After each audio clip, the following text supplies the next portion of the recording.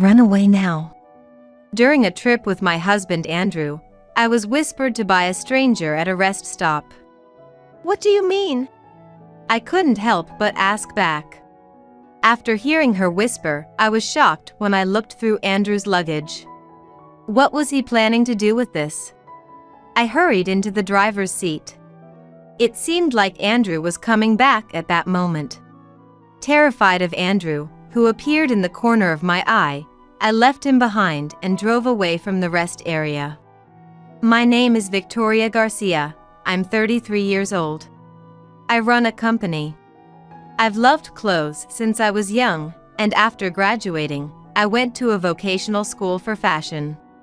I studied design and started my own brand. Because I was always working, I never really had a boyfriend. There were people who showed interest, but I could never quite like them back.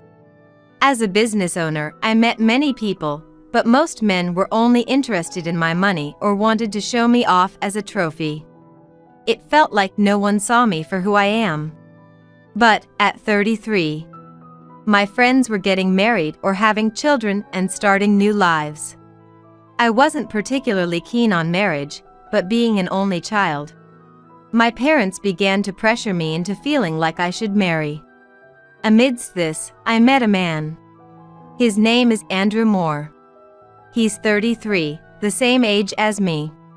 He works at the office, and he's the brother of Thomas Moore, the executive vice president of my company. Thomas has been supporting me since I started my company, and he's one of the people I trust the most. Thomas introduced me to Andrew when their father passed away. I didn't know the details, but it seems their father died suddenly. Their mother had divorced and been separated since they were children, leaving Thomas and Andrew to grow up as just the two of them. Despite their hardships, they both behaved stoically, greeting the mourners properly. Moreover, Andrew was very considerate towards me the first time we met. Acting on Thomas's behalf, he stayed by my side, making sure I didn't feel down by sharing happy memories of their father. I was moved by his thoughtfulness and, knowing he was Thomas's brother, I quickly opened up to him, confident he was a good person. Later, Thomas formally introduced us, and Andrew and I began dating. I was thrilled to have my first boyfriend. But, it didn't take long to notice Andrew's selfishness. Work again? You're the boss, just take a break. Let Thomas handle it. It doesn't work that way. Thomas has his duties, and being the boss isn't as easy as you think. Contrary to what some might think, being an entrepreneur doesn't mean I can take days off at will. In fact, it's quite the opposite, making it hard to take a break. Like other regular businessmen, Andrew was promised to have his weekends off, whereas for me, it was normal to work on weekends. I would often work at home as well. Even so, I made sure to prepare meals and didn't neglect household chores on days Andrew visited. I took his words as his way of wanting to spend more time with me and overlooked his occasional whims and temper. I wanted to cherish my first boyfriend. Although Andrew behaved this way, I believed he cared for me. Even if he wasn't the boyfriend I had imagined, I liked preparing meals for him and looked forward to his visits. After a year of dating, we decided to get married. Thomas was delighted, and I felt a strange connection to becoming his actual sister-in-law. The wedding went smoothly. Being an only child and Andrew being the younger son, Andrew decided to take our family name. It wasn't my or my parents' wish. Andrew himself strongly wished to join my family. Since it was just Victoria in our family, I was ready for her to leave once she got married. You don't have to worry about us, my mother told Andrew, but for some reason, he insisted on taking on our family name. My father also said, I'm sure he has his own thoughts being the younger sibling. If that's what Andrew wants, it's all right for him to change his last name to ours. Ultimately, Andrew changed his last name from Andrew Moore to Andrew Garcia. For me, Changing my surname after getting married would have been a hassle, so in a way, it was a relief. My relatives praised Andrew for becoming a son-in-law for my sake, and I found myself further idealizing him. Sometime after we got married, I brought up the idea of going on a trip. Work had finally settled down, and we had the time, so I wanted to travel with Andrew. It was, in a way, our honeymoon. We brought home brochures from a travel agency and discussed where to go. However, Andrew coldly said to me, "Huh? Abroad? That's a waste of money. Just because you're the boss doesn't mean you should waste money. A once-in-a-lifetime honeymoon trip is a waste of money?" I had to bite my tongue to keep from saying that. "But it's our honeymoon, and we've never gone on a trip together, have we?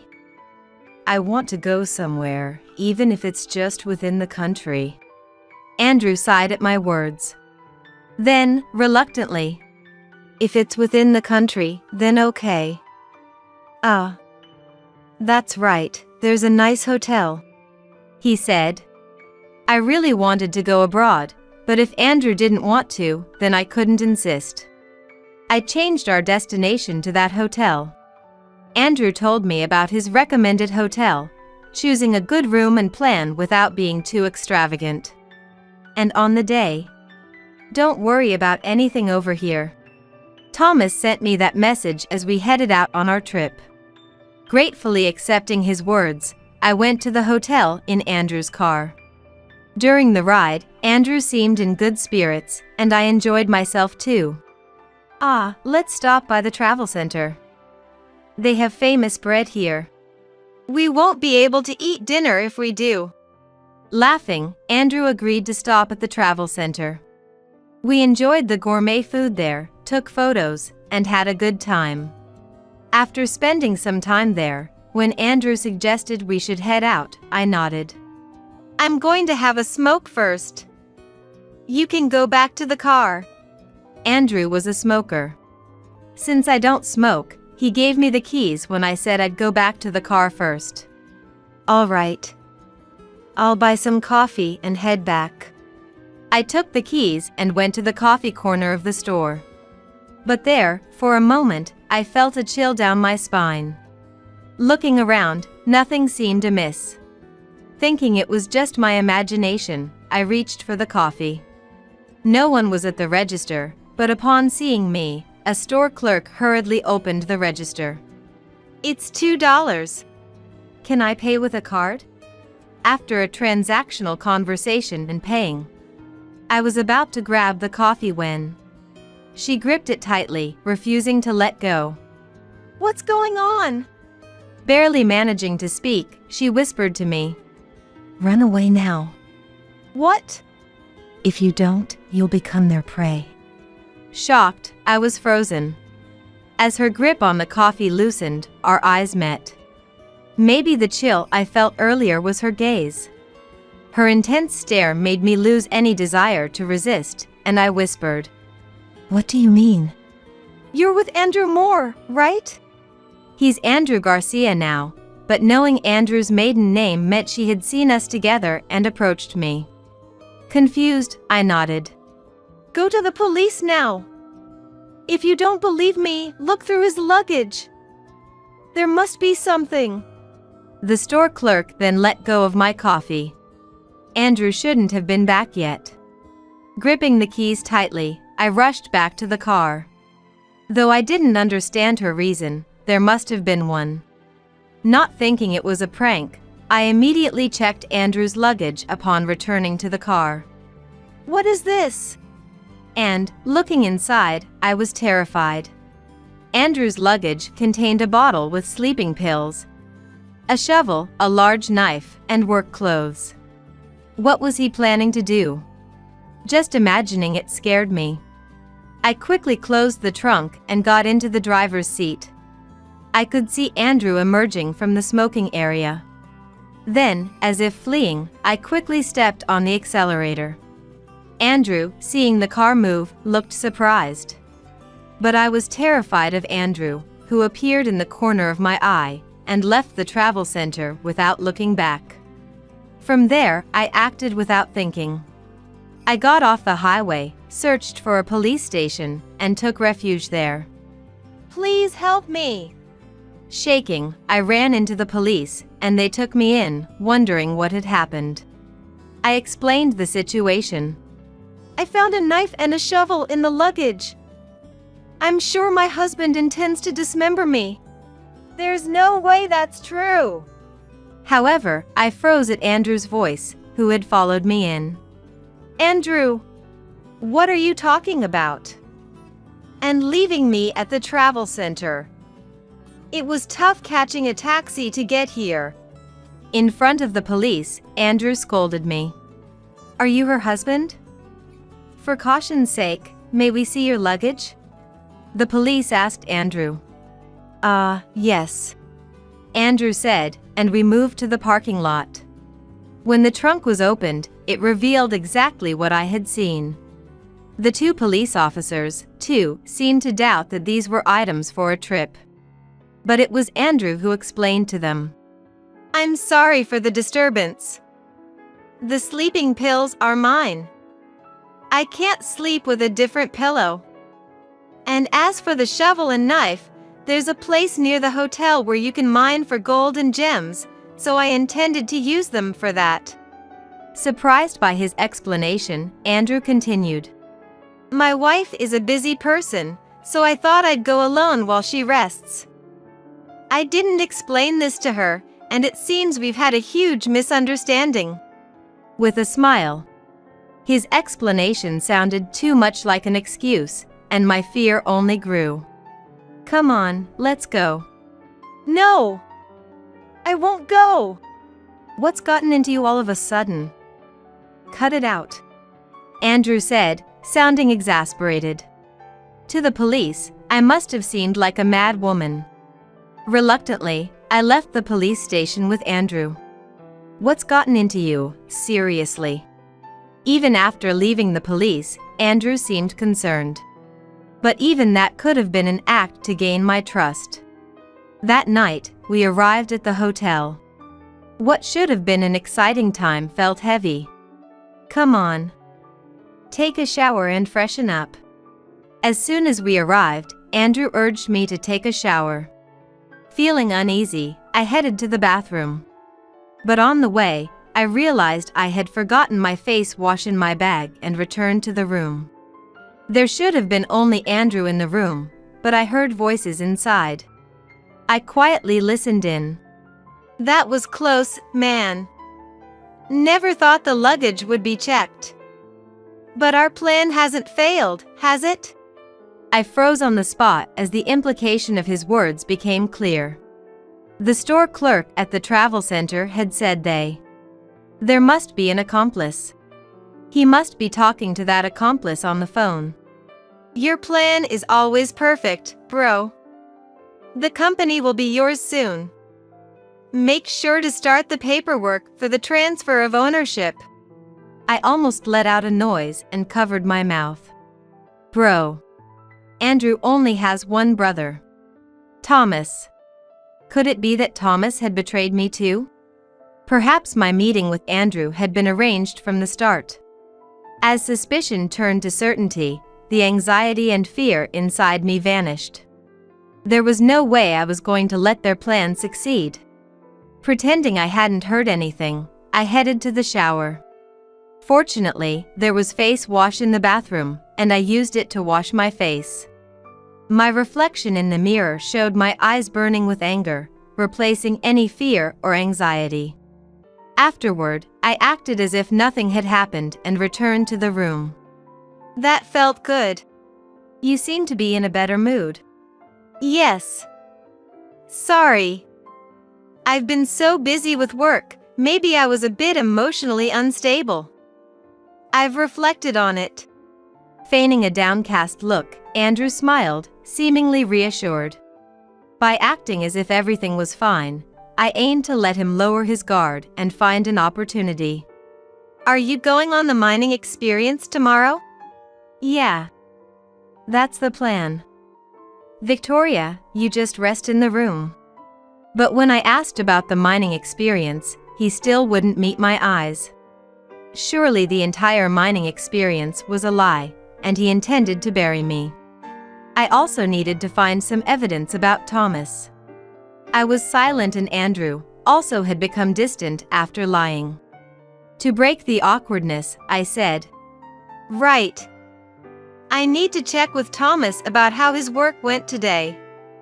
Why don't you take a shower now, Andrew? It's almost time for dinner." "Yeah, I will." Andrew left the room as if relieved. Watching his actions with understanding, I realized how transparent he was. After Andrew left, I quickly reopened his luggage. Since I had seen it, there was no need for him to hide anything anymore. Still disgusted by the inappropriate luggage for a trip, I took out the bottle of sleeping pills. I emptied its contents and replaced them with the vitamins I had. The vitamin C supplements closely resembled the sleeping pills in color and shape. He probably wouldn't notice the switch. I placed the sleeping pills into my vitamin container. This way, even if he tried to drug me with the bottle's contents, I would be safe. Then, pretending to know nothing, I called Thomas. "Thomas, how was your day?" "Oh, it was fine. Finished my tasks without any trouble and was about to leave work." "You're worried about work, aren't you? Are you enjoying the trip with Andrew?" "Not at all. We're having so much fun I don't even have time to think about work. Though we've had our troubles." When I laughed, he laughed too. Even though Thomas knew what happened. "What happened?" he asked. "I'll tell you when I see you at work," I replied back. "I will see you at work tomorrow, right? Take care." "Yes. I'll contact you if anything comes up." I'm looking forward to hearing your stories. After a brief conversation with Thomas, I hung up the phone. Then, immediately, I called someone else. It was the after-hours number for the office. Employees should still be around at this time. My guess was right. A clerical worker answered, and I asked innocently, "Is Mr. Moore there?" "Mr. Moore? I'm sorry, Mr. Moore has already left for the day." "What about tomorrow?" "Tomorrow? Oh, he won't be returning tomorrow because he's on a business trip." Something's off. Thomas, who just said he was at the office. And I hadn't heard anything about Thomas's business trip tomorrow, nor did he mention it in our previous call. Surely, Thomas is trying to ensure, with utmost care, that I don't catch on to him being in the office. Now that I've seen Andrew's luggage, if I notice anything, he'll insist he was at the office and has nothing to do with Andrew's plans. All right. Thank you. I then hung up the phone. If he's making it seem like he's at the office, maybe he plans to meet up with Andrew. That's what I somehow thought. After coming back from the shower, Andrew was in a great mood. I pretended to be cheerful too. Then, it was time for dinner. Since we ordered room service, our meal was brought to our room. Seeing it, "Wow! This looks delicious!" I exclaimed. "Let's eat." "Go wash your hands first." Andrew kept me away from the meal. He must be planning to mix in sleeping pills. I left the room and headed to the restroom. Leaving the water running and peeping back into the room, sure enough, Andrew took out a bottle of sleeping pills, crushed the supplements inside, and mixed them into my drink. I captured this scene with a silent camera. Turning off the faucet, I sat down as if I'd just returned, and we toasted. Andrew watched me drink. Afterwards, while enjoying a delicious meal, I repeatedly pretended to be drowsily. "You must be tired from traveling. After we're done eating, let's go to sleep early." "You're right." The meal was delicious. To think someone would mix drugs into such wonderful food, what kind of person does that? If you're that sleepy, go to the bathroom first, Andrew said to me, staggering. I followed his suggestion and stood up to go to the restroom. Pretending to do so, I peeked back into the room. Once again, Andrew took supplements from the bottle of sleeping pills and this time mixed them into my soup. Even if it's just supplements, the amount would surely make one sleep deeply. Which must be his intention. After returning from the restroom, I drank the soup with supplements, not leaving a drop. Where's your usual supplement? Andrew asked me, on the verge of falling asleep. Because I rarely forget to take my supplements. However, today I couldn't take them. I'm good for today. So sleepy. Andrew, you can take them if you want. You're tired, right? I deliberately said that to Andrew. Occasionally, Andrew would take my supplements. I didn't think it would go so smoothly, but with those words, Andrew took my supplement. Of course, it was the real sleeping pills I had switched earlier. Afterwards, a staff member from the inn came to collect the dishes. Andrew and I watched as they cleared up, thanked them, and then I dove straight into bed. Hey, you're really going to sleep? I suddenly feel so sleepy, I said quietly and closed my mouth. Then I started to breathe quietly. This stuff really works. Andrew, believing he had made me take the sleeping pills, muttered to himself. After a while, I heard Andrew's voice from next door. Bro? Are you on your way here? It seems the person on the phone is Thomas. And it sounds like he's coming this way. I secretly recorded their conversation with my phone I had in hand. Victoria's asleep. Gave her double the dose of sleeping pills, so she's out cold. Maybe we should drown her like we did with Dad? I couldn't believe my ears when I heard those words. Could it be that they had also done something to his own father? I got it. I'm sleepy too, so I'll take a little nap until you arrive. My heart was racing, and there was no way I could sleep. Just to confirm. The company will be yours, and all of Victoria's insurance money will be mine, right? Well, it'll take some time since it's a disappearance, but that can't be helped. Andrew confirmed this with Thomas as if making sure. It seems they were indeed conspiring to get rid of me. By making it look like I disappeared, Thomas could manage the company without suspicion. And Andrew could boldly play the part of the husband waiting for my return, eventually getting everything. A well-thought-out plan by the smart Thomas. I had been saved by his smarts many times, but if it weren't for that woman I met at the travel center, I surely would have fallen prey to their plan. After the call ended, Andrew, who had taken the sleeping pills, began snoring loudly and fell asleep. Confirming this, I got up. Though not sad, tears fell as I looked at his sleeping face. Then, hastily packing my things, I fled from Andrew again. This time I had undeniable proof. With it, I ran to the police station once more. Unlike during the day, the police believed everything I said this time, as I had come back with evidence. Photos of the moment sleeping pills were mixed into the meal and the recent phone call recording. Presented with irrefutable evidence, police cars rushed to the hotel. Entering the room with the police, there were Thomas and Andrew, still deep in sleep even as he was being woken up. Thomas, surprised by my appearance with the police, turned pale. Boss! Why are you here? And with the police? He must have been in a panic, realizing I was missing upon his arrival. The bed was a mess, and every possible opening, closets and windows, were all open. I know everything about your plan. And about Father too. Thomas hung his head at my words. I never thought I'd be betrayed like this. It's disappointing. Thomas couldn't say anything in response to my words. Even the smart him couldn't think of any excuses this time. We would like to hear the details at the police station. the police said, and took Thomas outside.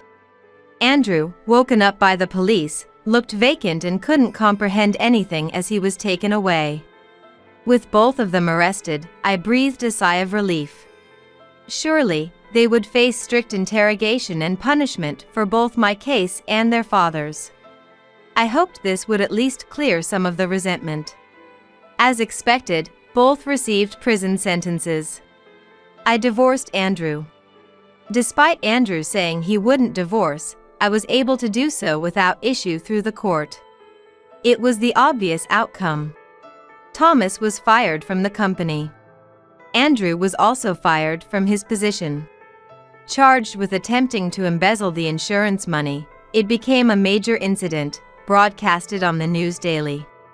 While it was a tough time for both the company and myself, when things cooled down, I suddenly became curious about the woman at the travel center who had advised me to flee from Andrew. Without her, I would have unsuspectingly become their victim. I wanted to thank her. And that day came sooner than I thought. "Boss, you have a visitor." The person who visited was the woman who had helped me that day. "I'm glad to see you're safe." "Thank you so much for everything. No amount of thanks can express my gratitude." I bowed deeply. But then, she surprised me with her words.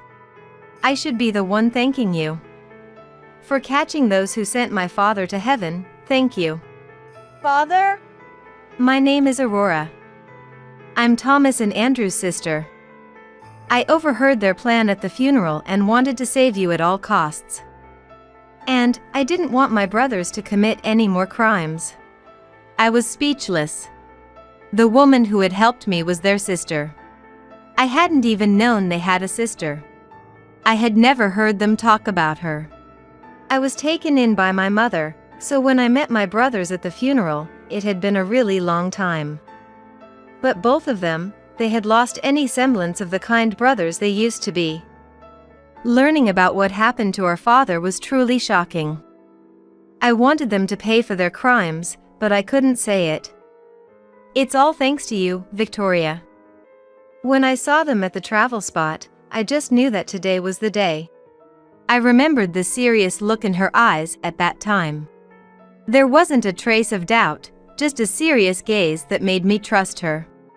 Perhaps ironically, it reminded me of Thomas, whom I had trusted. I smiled with genuine relief. Surely, they will atone for their sins. I probably will never forgive them in my lifetime, nor will I ever trust them again. But being able to say that, I think, was also wishing for Aurora's hope to be fulfilled. Afterwards, returning to my single life, I threw myself into my work as before. With all that had happened, my parents stopped nagging me about getting married. I hadn't decided to stay single for life, but I had come to think that I had had enough of marriage. However, 3 years later, I met someone.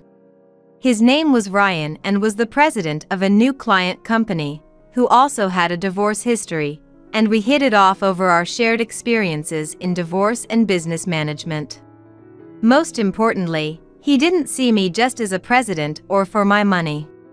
We became great drinking buddies, and eventually, we started dating, planning to marry in the spring. You've had quite the experience. Surely, there won't be any more misfortune greater than that. Your life from now on will be filled with nothing but happiness. Ryan told me so. I can't erase the past. But with Ryan, I feel like I can turn those memories into just past events. And live a future filled only with happiness.